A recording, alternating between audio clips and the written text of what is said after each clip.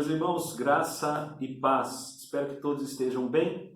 Hoje nós vamos falar sobre a pública profissão de fé. Vamos orar nesse momento?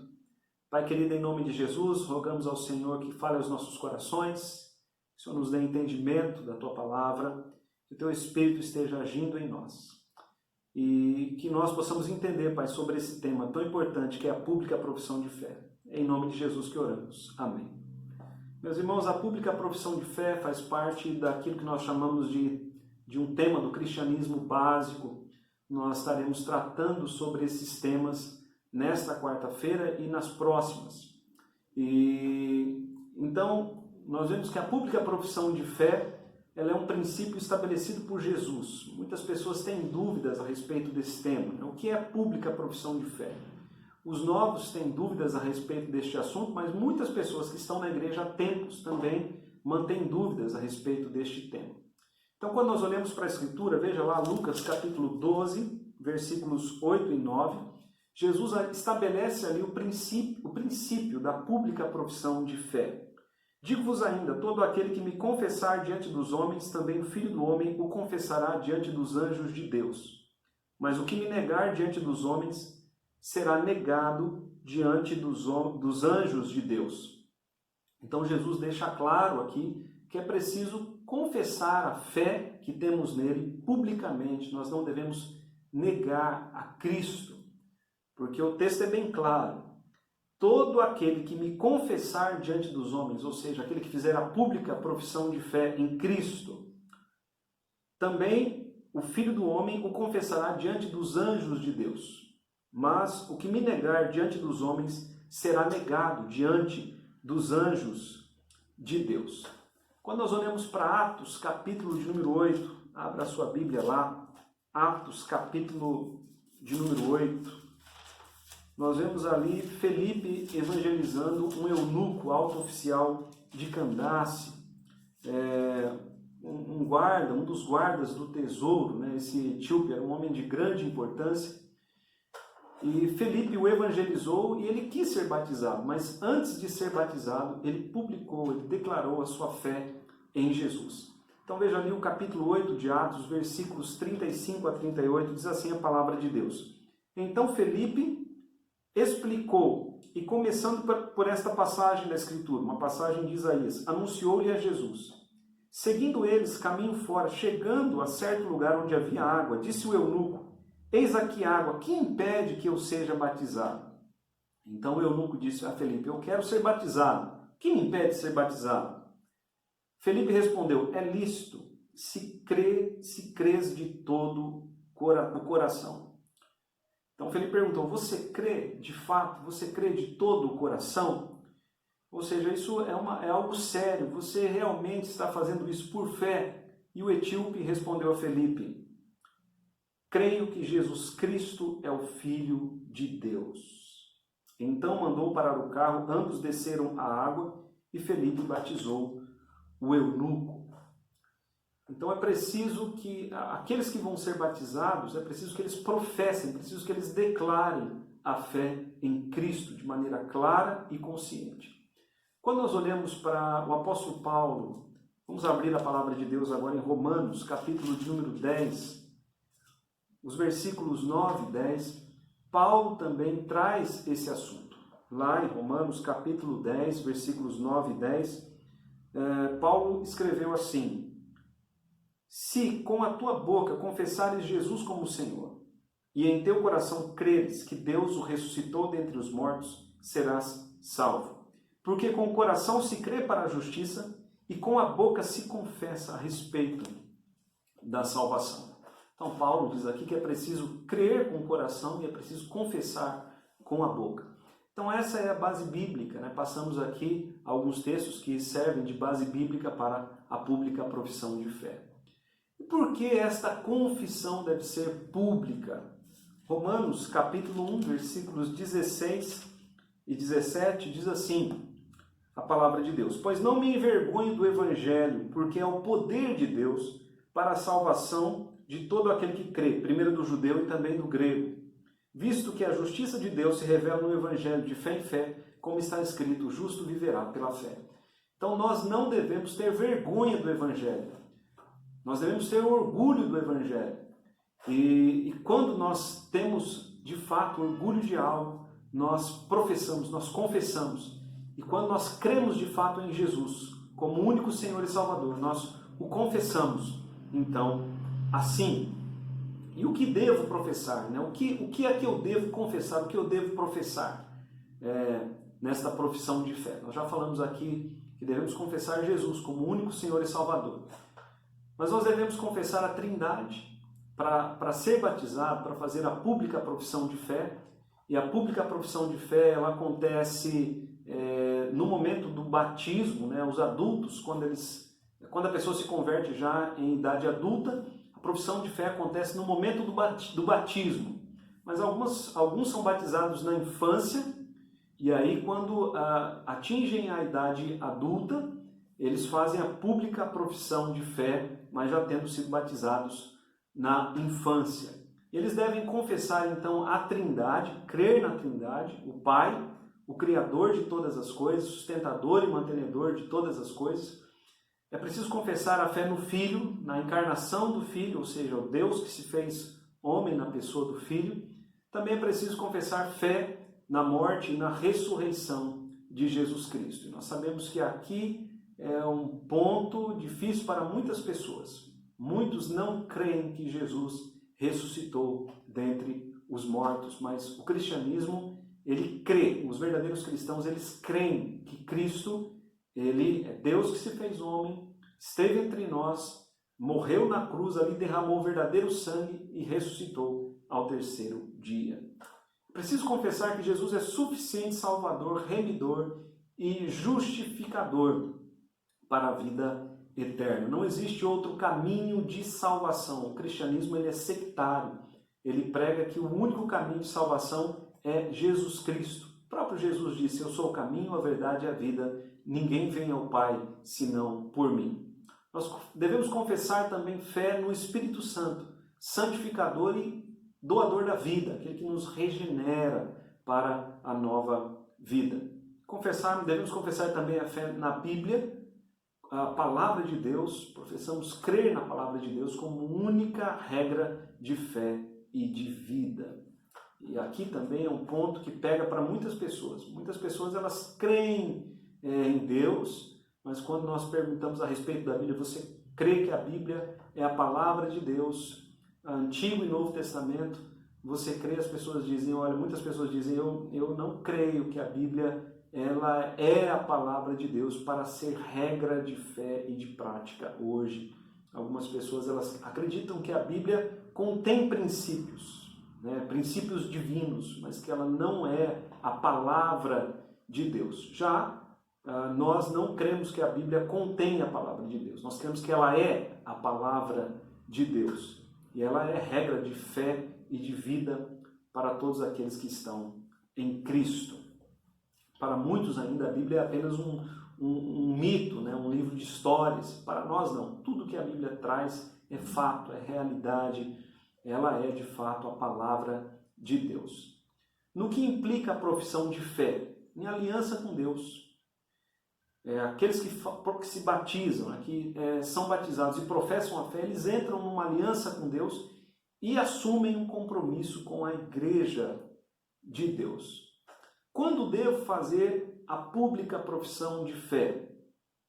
Quando se tem convicção de que você é uma pessoa que foi transformada por Deus. Se você tem essa convicção de que você é uma pessoa que foi, de fato, transformada por Deus, regenerada pelo Espírito Santo, recebeu a nova vida, então esse é o momento de fazer a pública profissão de fé. É preciso ter a plena convicção de que você é um verdadeiro cristão. Porque, como nós dissemos, a pública profissão de fé é assumir um compromisso com Deus, é entrar numa aliança com Deus e assumir um compromisso com a Igreja de Deus. A Igreja Presbiteriana do Brasil, ela trabalha com a pública profissão de fé, né? Ela exige a pública profissão de fé daqueles que serão crentes comungantes. A Igreja Presbiteriana do Brasil faz diferença entre crentes comungantes e crentes não comungantes. Qual é a diferença? Os crentes não comungantes são aqueles que foram batizados na infância, mas eles não participam da Santa Ceia e eles não tomam parte em todos os direitos e deveres da igreja. Já os membros comungantes são aqueles que participam da Santa Ceia e eles tomam parte em todos os direitos e deveres de membros, como membros da igreja, como membros da comunidade da fé. Então, essas pessoas elas devem fazer pública a profissão de fé. Nós aceitamos como membros da igreja somente aqueles que declaram a sua fé em Jesus e a sua fé nas Sagradas Escrituras. O Conselho da Igreja examina os que serão recebidos como membros. Este exame é para que aquele que se dispôs a ser membro tenha plena consciência de sua decisão por Cristo. Então, as pessoas que vão ser recebidas como membros comungantes, elas devem estar plenamente conscientes do que significa isso. E uma vez membro da igreja, o indivíduo torna-se então representante dela. Sua vida e testemunho falam da igreja em que ele frequenta. Isso é muito importante, porque um testemunho vergonhoso envergonhará primeiramente a Cristo e depois a igreja de Deus, envergonhará a igreja da qual aquele indivíduo está ligado. Então já aconteceu, né, nessa minha caminhada cristã, de nós recebermos membros e pessoas que professaram a fé cristã, mas que não viviam de acordo com essa fé professada. E pessoas de fora da igreja então vinham me procurar e diziam: pastor, fulano é membro aí da sua igreja, ele participa, ele toma a Santa Ceia, ele participa, né, tem funções na igreja, ou seja, como pode isso? O mundo, ele observa o nosso testemunho. E Cristo é envergonhado, a igreja de Deus é envergonhada e a igreja local é envergonhada pelo mau testemunho de falsos crentes. Já um bom testemunho glorifica a Deus e exalta a igreja de Cristo e exalta a igreja a qual o membro está ligado. Eu me recordo até hoje, quando eu saí da empresa que eu trabalhava. Eu trabalhei há alguns anos num grande comércio lá no Paraná, antes de eu ir para o seminário. E quando eu pedi as contas para ir para o seminário, eu me lembro até hoje, o meu patrão me chamou na sua sala e disse: olha, eu quero alguém da sua igreja para ocupar o seu lugar. Se o meu patrão fez isso, é porque ele viu em mim um bom testemunho cristão. Então, o bom testemunho cristão, ele glorifica a Deus, exalta a igreja de Cristo e exalta também a igreja local, né? A igreja a qual nós estamos ligados. Então, a pessoa que vai fazer a pública profissão de fé, ela deve calcular isso. O conselho da igreja examina os que serão recebidos como membros em três aspectos. Né? Esses três aspectos são essenciais ao exame daqueles que serão recebidos como membros. A fé, quanto à fé, né? O que você crê? O conselho pergunta: o que você crê? E aquilo que você cria, você acreditava, você não acredita mais? Você acredita agora em Jesus como único Senhor e Salvador da sua vida? Então a pessoa é examinada quanto à sua fé, porque ser membro de uma igreja é questão de fé. O conselho também examina quanto à piedade. Então o conselho pergunta: quanto tempo você passa em comunhão com Deus, lendo a Bíblia e orando? Porque o verdadeiro cristão, ele alimenta a sua comunhão com Deus através das Escrituras e através da oração. É triste quando nós encontramos crentes que não leem a Bíblia, não oram. Esses crentes são fracos, eles são alvos fáceis de Satanás, e Satanás usa esses crentes para o mau testemunho, para a vergonha do Evangelho. E o conselho examina também quanto à experiência religiosa. Como você chegou a Cristo, como Jesus te libertou, o que mudou em sua vida. Então, essas questões, elas são feitas, né, pelo conselho. O conselho, logicamente, é falível, mas o conselho ele examina quanto à fé, quanto à piedade e quanto à experiência religiosa. E o conselho também instrui aqueles que farão a pública profissão de fé e eles são instruídos nos seguintes pontos. Eles são instruídos a viver de acordo com a doutrina e prática da palavra de Deus. Como diz Tiago, capítulo 1, versículo 25, não devemos ser apenas ouvintes da palavra, mas praticantes dela. São instruídos também a honrar e propagar o Evangelho pela vida e pela palavra. Veja só, interessante esse ponto. Honramos e propagamos o Evangelho pela vida e pela palavra. E isso deve ser uma realidade naqueles que farão a pública profissão de fé. Como diz lá em Efésios, você pode conferir isso em Efésios capítulo 4, versículo 1.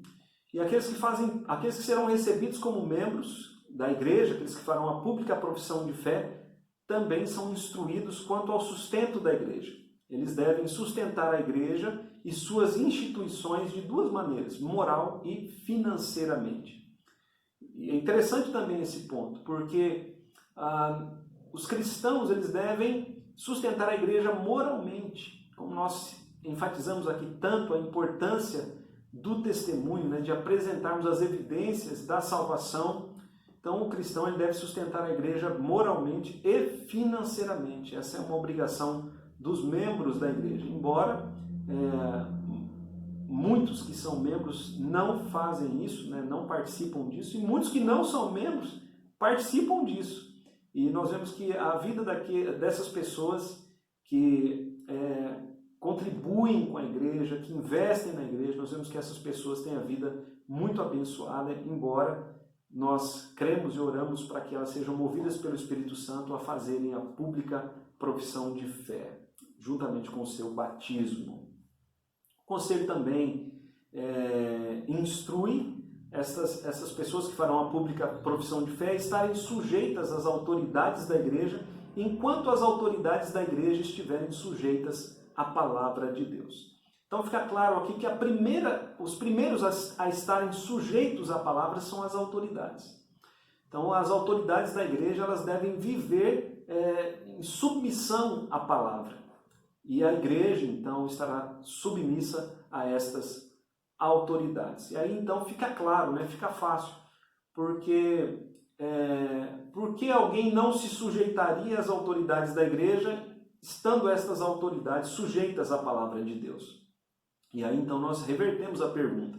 Por que alguém se sujeitaria às autoridades da igreja se estas autoridades não são fiéis, não estão sujeitas à palavra de Deus? Então o conselho instrui, olha, enquanto nós estivermos aqui obedecendo a Deus e pregando fielmente a palavra de Deus e servindo a Deus, vocês têm a obrigação de estarem sujeitos a essas autoridades. Mas quando vocês virem em nós pecado, quando vocês perceberem que nos afastamos da palavra de Deus e que não vivemos aquilo que pregamos, aquilo que ensinamos, quando a nossa liderança for uma liderança que não está vivendo em submissão às Escrituras, então vocês também estarão desobrigados do seu dever. Isso é importante, queridos. E a própria palavra de Deus nos ensina a respeito disso. Quando nós olhamos, por exemplo, para Hebreus, vamos abrir a palavra de Deus lá em Hebreus capítulo de número 13, Hebreus capítulo de número 13, versículo de número 7, diz assim: lembrai-vos dos vossos guias, os quais vos pregaram a palavra de Deus, e considerando atentamente o fim da sua vida, imitai a fé que tiveram. E o versículo 17, o versículo 17 diz assim: obedecei a vossos guias e sede submissos para com eles, pois velam pela vossa alma como quem deve prestar contas, para que façam isto com alegria e não gemendo, porque isto não aproveita a vós outros. Então, essa orientação ela parte da própria Escritura, parte da palavra de Deus. E o conselho também orienta aqueles que farão a profissão de fé a participarem assiduamente dos trabalhos da igreja, inclusive das assembleias. Então, o crente ele deve ser assíduo na igreja, assíduo nos trabalhos da igreja. O crente ele deve procurar servir. Nós fomos salvos para servirmos a igreja de Deus. devemos participar inclusive das assembleias, devemos participar das festas e devemos participar também das assembleias, porque as assembleias elas são decisivas para o bom andamento da igreja. Então o conselho instrui os novos membros nesses fatores e em outros fatores também. Um ponto importante é que a igreja ela foi instituída por Jesus, a fim de que sejamos mutuamente edificados e auxiliados. Então algumas pessoas elas questionam, eu preciso fazer parte de uma igreja, eu preciso ser membro de uma igreja? A igreja foi instituída por Cristo. Por meio dela, Deus realiza a edificação do seu povo, bem como a evangelização do mundo. Meus irmãos, aqueles que não congregam, eles estão em pecado. Quando nós olhamos aqui para Hebreus capítulo 10, versículos 24 e 25, Hebreus capítulo 10, versículos 24 e 25, diz assim a palavra de Deus: consideremos-nos também uns aos outros, para nos estimularmos ao amor e às boas obras. Ou seja, nós precisamos estar juntos, estimulando uns aos outros ao amor e às boas obras.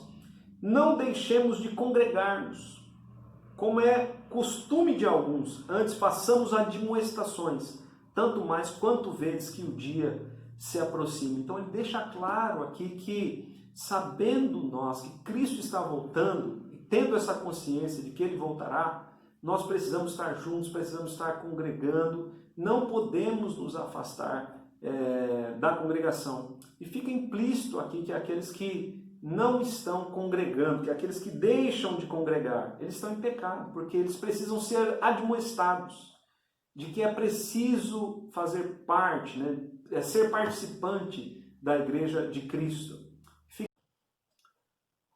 Agora, meus irmãos, como acontece a pública profissão de fé? O conselho marca uma data, dia e hora definidos, um culto ou em uma reunião pública, e os que farão a pública profissão de fé eles são convocados, são chamados à frente, e o pastor vai fazer algumas perguntas, que estarão conduzindo, são perguntas condutoras, perguntas que estarão conduzindo essas pessoas a professarem a fé em Cristo Jesus. Em geral, as perguntas da profissão de fé são: você crê na Trindade, Deus Pai, Deus Filho e Deus Espírito? Você reconhece que é pecador e que precisa de Jesus para ser salvo? Reconhece que sem Jesus os pecadores estão condenados? Você crê que Jesus é Deus que se fez homem, habitou entre nós, morreu e ressuscitou? Então é feita essa pergunta sobre a encarnação, vida, morte e ressurreição de Cristo. Você crê que a única base da salvação é o sacrifício de Jesus realizado na cruz? Então é perguntado isso, Você crê que o único meio para obtermos o perdão, o pagamento dos nossos pecados e a salvação é através do sacrifício que foi feito na cruz por Cristo? Você crê na necessidade de uma vida santa para a salvação e proclamação do Evangelho? Então, todos aqueles que estão fazendo a profissão de fé respondem sim. Eu nunca vi ninguém dizer não. As pessoas são orientadas a respeito dessas perguntas antes. E já vi pessoas antes da profissão de fé, na reunião do conselho dizerem: olha, eu não estou pronto. Mas no dia da profissão de fé eu nunca vi ninguém dizer não. Todos dizem sim a estas questões, assumindo assim a aliança com Cristo e assumindo assim um compromisso com a igreja de Deus e com a igreja local. Também é feita a pergunta: você promete estar sujeito às autoridades da igreja enquanto essas autoridades estiverem sujeitas à palavra de Deus? E isso nós já comentamos, mas esta pergunta também é feita no dia da profissão de fé. Então, concluindo, a pessoa que faz pública a profissão de fé assume publicamente seu compromisso com Jesus, com a igreja e com os demais presentes. Então é um tríplice compromisso assumido. Primeiro com Deus, segundo com a igreja local e também com aqueles que não fazem parte da igreja, mas que estão ali como testemunhas. Estão ali como testemunhas de que aquela pessoa agora se tornou um cristão e está se comprometendo a viver de acordo com os princípios de Cristo. O que faz a pública profissão de fé passa a ser membro da igreja local, assumindo direitos e deveres. Ali, assumimos, no momento da profissão de fé, assumimos o compromisso de vivermos os princípios que Jesus ensinou. Então, toda a doutrina de Cristo, a pessoa se compromete a viver de acordo com toda a doutrina de Cristo. A pública profissão de fé é o início. Muito caminho ainda tem de ser percorrido. É preciso calcular se está realmente pronto. Então veja Lucas, capítulo de número 14. Lucas, capítulo de número 14. Então nós perguntamos às pessoas, vocês estão realmente prontas? Você está pronto para viver de acordo com o ensino de Cristo, de acordo com a doutrina de Cristo? Lucas capítulo 14, versículos 27 a 30. E qualquer que não tomar a sua cruz e vier após mim não pode ser meu discípulo. Então Jesus está dizendo, você quer ser meu discípulo? Então tome a sua cruz e me siga. Seja um seguidor meu, mas tome a sua cruz. O que Jesus está querendo dizer é, saiba que não é fácil ser cristão. É preciso tomar a decisão com muita convicção. De fato, é preciso tomar a decisão movido pelo Espírito Santo. E olha o que Jesus diz em sequência. Ele diz, pois qual de vós, pretendendo construir uma torre, não se assenta primeiro para calcular a despesa e verificar se tem os meios para a concluir, para não suceder que, tendo lançado os alicerces e não a podendo acabar, todos os que a virem zombem dele, dizendo, este homem começou a construir e não pôde acabar. Ou qual é o rei que, indo para combater outro rei, não se assenta primeiro para calcular se com 10.000 homens poderá enfrentar o que vem contra ele com 20.000? Caso contrário, estando o outro ainda longe, envia-lhe uma embaixada pedindo condições de paz. Assim, pois, todo aquele que dentre vós não renuncia a tudo quanto tem, não pode ser meu discípulo. Então Jesus está dizendo aqui que se alguém quer fazer a profissão de fé, se alguém quer ser batizado e fazer a profissão de fé, se alguém quer ser de fato um discípulo dele, deve antes calcular. Deve antes calcular isso. Porque não é uma brincadeira. É uma aliança para toda a vida. Muitas pessoas, elas começam bem. Elas fazem o alicerce da torre. Elas começam bem o cristianismo, mas elas não dão continuidade. Elas voltam para trás. Elas são como o porco que, uma vez lavado, volta à lama. São como o cão que, após vomitar, volta a comer o próprio vômito. Ou seja, essas pessoas elas se tornam uma vergonha para Cristo, uma vergonha para a igreja de Deus e uma vergonha para a igreja local. E o mundo zomba dessas pessoas, dizendo, olha, diz que é cristão. Diz que é cristão, porque uma vez que você fez a sua pública profissão de fé, isso fica marcado, isso acompanha você por toda a vida. Então Jesus está dizendo, olha, calcule antes a sua decisão. E uma vez decidido, tome a sua cruz, negue-se a si mesmo, tome a sua cruz e siga-me. Meus irmãos, uma vez que decidimos estar com Cristo, não devemos olhar para trás, devemos olhar para frente e segui-lo. Jesus disse, Mateus capítulo 24, versículo 13, aquele que perseverar até o fim, esse será salvo. E o apóstolo Paulo disse no final do seu ministério, ele disse, quanto a mim, ele disse isso a Timóteo, você pode ver lá em 2 Timóteo capítulo 4, versículos 6 a 8. Paulo diz ali, quanto a mim já estou sendo oferecido por libação, e o tempo da minha partida é chegado. Combati o bom combate, completei a carreira, guardei a fé. Já agora a coroa da justiça me está guardada, a qual o Senhor, reto juiz, me dará naquele dia, e não somente a mim, mas também a todos quantos amam a sua vinda. Então Paulo está dizendo, eu estou chegando ao fim da minha vida, mas eu combati o bom combate, completei a carreira, guardei a fé, e agora eu estou esperando a coroa que o próprio Deus me dará. E, meus irmãos, aqueles que fazem o batismo e aqueles que são batizados e fazem a pública profissão de fé, eles devem ser assim perseverantes. A profissão de fé é o início. Nós precisamos ser perseverantes. Sabemos que estamos numa batalha espiritual. Então é preciso combater o bom combate, completar a carreira, guardar a fé até o final. E receberemos esta coroa que Paulo diz aqui, né? A coroa da justiça. Já agora a coroa da justiça me está aguardada, a qual o Senhor, reto juiz, me dará naquele dia, e não somente a mim, mas também a todos quantos amam a sua vinda. Então a nossa oração por aqueles que foram batizados, fizeram a sua pública profissão de fé, a nossa oração é para que estejam firmes na fé, estejam firmes, sejam perseverantes, combatendo o bom combate, para que completem a carreira e guardem a fé até o final. E nossa oração por aqueles que farão a pública profissão de fé é também esta.